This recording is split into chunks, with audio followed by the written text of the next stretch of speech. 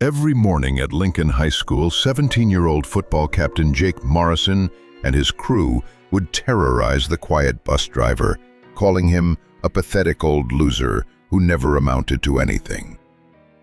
But what these privileged teenagers didn't know was that 54-year-old Samuel "Ghost" Rodriguez was a decorated Navy SEAL veteran with 3 Purple Hearts and a Medal of Honor, who had spent 20 years in the world's most dangerous combat zones. The day they pushed him too far, these bullies learned what real courage looked like, and why some battles are worth fighting. If this story gives you chills, smash that subscribe button. We're building an army of people who believe real heroes walk among us. Tell us what city you're watching from in the comments. The yellow school bus, number 47, rumbled through the affluent neighborhoods of Westfield, Connecticut, every weekday morning at precisely 7:15 a.m. Behind the wheel sat Samuel Rodriguez, a quiet man with graying temples and hands scarred from experiences no one at Lincoln High School could imagine. Welcome to Mysterious Human Stories, where we uncover the warriors hiding in plain sight. Before we dive into this explosive tale of respect, honor, and instant karma, make sure you've hit that subscribe button and rang that notification bell. We love connecting with our incredible community. Drop a comment telling us what city you're watching from. Samuel had been driving school buses for 3 years since retiring from the military. To the students, he was just another invisible adult, someone to ignore, mock, or worse. He wore simple clothes, spoke only when necessary, and endured their daily abuse with the patience of someone who had survived far worse than teenage cruelty. But every morning brought fresh humiliation. Jake Morrison, 17-year-old quarterback and son of Westfield's mayor, led the assault. With his perfectly styled hair, designer clothes, and sense of entitlement that came from never facing real consequences, Jake treated the bus like his personal kingdom. "Hey, loser," Jake called out as he boarded that Tuesday morning. "Still driving the school bus at your age? What a waste of life." His girlfriend, Madison Pierce, daughter of a Connecticut senator, laughed on cue. "My dad says bus drivers are just people who couldn't make it in the real world." Samuel's hands tightened on the steering wheel, but he said nothing. The settling Northeast, their friend Derek Walsh, whose tech executive father donated millions to the school, joined in. "Seriously, man, didn't you have any dreams? Any ambitions? This is just sad." Day after day, the verbal abuse continued. They called him busboy, failure, and old man loser. They threw paper at him, made loud comments about his pathetic life, and treated him like he was subhuman. Samuel endured it all in silence, his military training helping him control responses that could have ended very differently. But everything changed on a cold Wednesday morning in November. The bus was pulling into the school parking lot when Derek stood up before the bus had fully stopped. A clear safety violation that Samuel couldn't ignore. "Sit down until we're completely stopped," Samuel said firmly. Derek laughed. "Or what, old man? You'll tell the principal? You'll get us in trouble?" "I'm responsible for your safety," Samuel replied calmly. That's when Jake exploded. "Safety? From you?" Jake's voice dripped with contempt. "You're a nobody, a complete failure. You drive a school bus because you're too stupid and too weak to do anything else. You're probably some high school dropout who—" "That's enough." Samuel's voice had changed. Not louder, but carrying an authority that made everyone on the bus suddenly quiet. "What did you say to me?" Jake stepped closer, his 17-year-old machismo overriding any survival instinct. "I said that's enough." Samuel turned in his seat, and for the first time, the student saw something in his eyes that stopped their laughter cold. Jake, feeling challenged in front of his friends, pushed further. You think you can tell me what to do? My father runs this town. Your boss works for people like my family. You're nothing. You'll always be nothing. Samuel stood up slowly. At 54, he was lean but solid, moving with the controlled precision of someone whose body was a weapon. Son, he said quietly, you have no idea who you're talking to. Yeah, but why don't you enlighten us, busboy? Samuel reached into his wallet and pulled out a worn military ID card. Master Chief Petty Officer Samuel Rodriguez, United States Navy SEALs, retired. The bus went dead silent. 20 years active duty, 3 Purple Hearts, Silver Star, Bronze Star with V for Valor. Samuel's voice remained calm, but now carried the weight of experience these teenagers couldn't comprehend. And a Medal of Honor for actions in Afghanistan, where I led a rescue mission that saved 18 Marines from certain death. Jake's face had gone pale. The nobody you've been insulting spent 2 decades in the world's most elite military unit. While you've been worried about your next party, I was jumping out of helicopters into enemy territory. While you complain about homework, I was conducting night raids against the most dangerous terrorists on the planet. Madison had started crying quietly. But here's what you really need to understand, Samuel continued, stepping closer to Jake. I've killed men who were better than you'll ever be, not because I wanted to, but because it was my job to protect people like you, spoiled, entitled, ungrateful kids who have no idea what freedom costs. Derek tried to speak. We didn't know. No, you didn't know because you never asked. You assumed that because I drive a school bus, I must be a failure. It never occurred to you that maybe I choose this job because after 20 years of war, I wanted to do something peaceful. Maybe I wanted to keep kids safe instead of hunting enemies. Samuel moved back toward his seat, but his final words hit like physical blows. I've been in real fights, faced real enemies, survived real dangers. Your petty high school drama, your daddy's money, your threats, they mean nothing to someone who stared death in the face and won. He sat down and adjusted his rearview mirror. Now sit down, shut up, and show some respect, not because you have to, but because it's the right thing to do. Are you on the edge of your seat? Subscribe for more incredible stories. What's the most shocking hidden identity you've ever discovered? Tell us in the comments. The transformation was immediate and total. Word spread through Lincoln High School like wildfire. By lunch, everyone knew that the quiet bus driver they'd all ignored was a Medal of Honor recipient. Social media exploded with research about Samuel's military service, which turned out to be even more impressive than he'd revealed. Master Chief Samuel "Ghost" Rodriguez had been part of SEAL Team 6.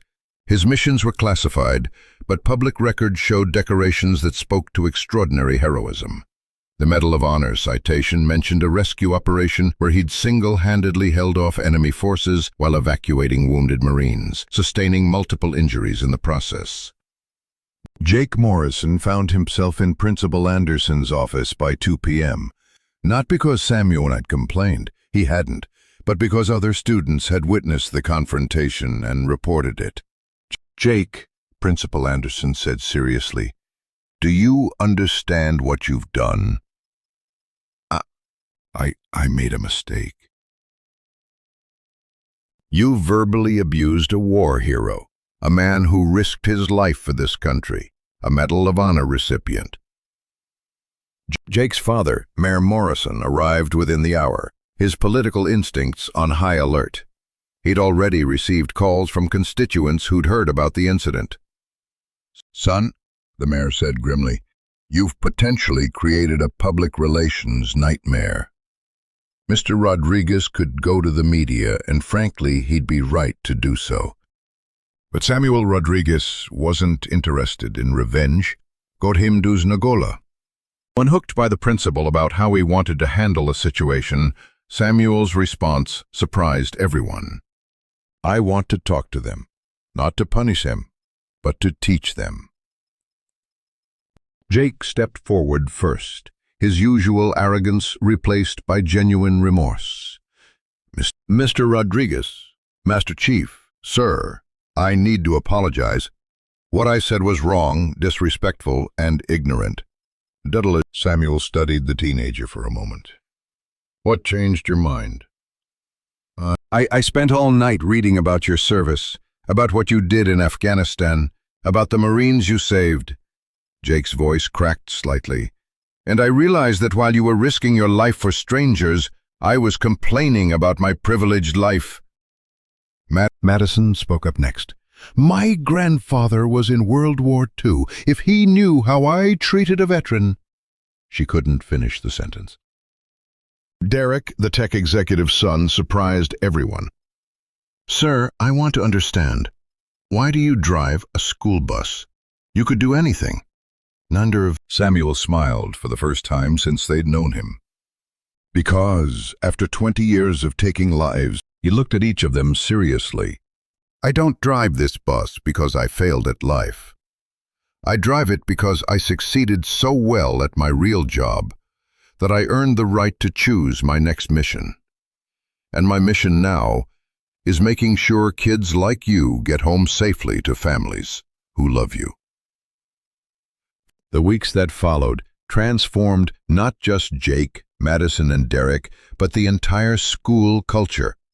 Samuel became something of a legend at Lincoln High. Students who had never spoken to him before began greeting him respectfully. Teachers who had barely acknowledged his existence started conversations about his experiences. But the most significant change was in the 3 students who had bullied him. Jake used his influence as team captain to end disrespectful behavior toward all school staff. When he caught teammates mocking the cafeteria workers or custodial staff, he shut it down immediately. "That woman serving your lunch might have a story you can't imagine," he'd tell them. "Show respect." Madison organized a school-wide appreciation event for all support staff. Bus drivers, cafeteria workers, maintenance crew. Her father, the senator, attended and publicly thanked Samuel for his service. Derek, inspired by Samuel's story, started a student mentorship program, pairing high school students with veterans in the community. But the most powerful moment came 6 weeks later during the school's Veterans Day assembly. Principal Anderson had asked Samuel to speak, but he'd initially declined. He wasn't comfortable with public attention. However, when Jake, Madison, and Derek personally asked him to share his story, he agreed. The gymnasium was packed. Students, teachers, parents, and community members filled every seat. Samuel, wearing his dress blue uniform for the first time in years, stood at the podium with quiet dignity. 3 months ago, he began, some students on my bus called me a failure, a loser, someone who had never amounted to anything. A hush fell over the crowd. They weren't trying to be cruel. They just didn't know my story. And that's okay because I hadn't shared it. 6 awkward. He looked directly at Jake, Mattis' front row. But what happened next taught all of us something important. These students didn't just apologize when they learned about my background. They changed. They became better people. And that's what real courage looks like. The courage to admit when you're wrong and the strength to do better. Samuel paused, his voice growing stronger. I fought in wars, conducted dangerous missions, faced enemies who wanted to kill me.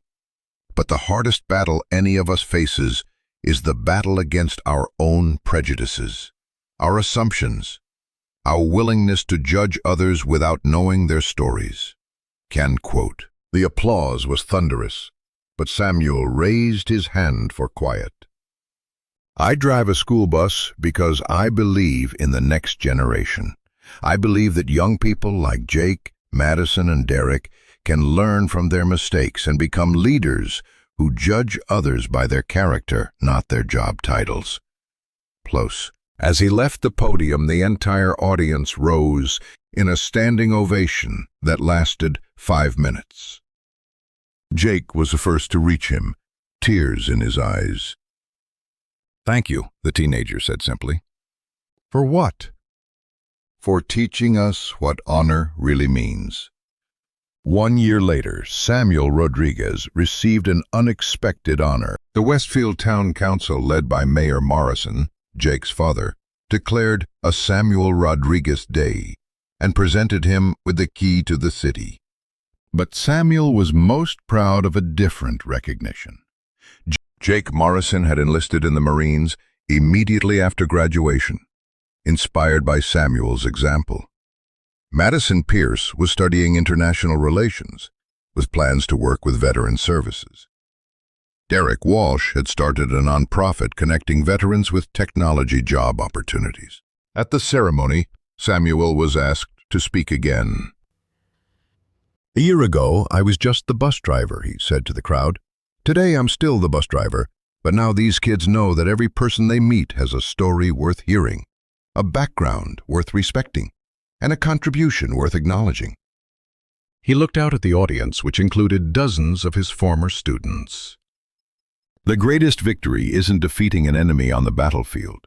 It's opening hearts and minds right here at home. As the ceremony ended, Samuel returned to his yellow school bus. The next morning, he'd be back on his route, picking up another generation of students.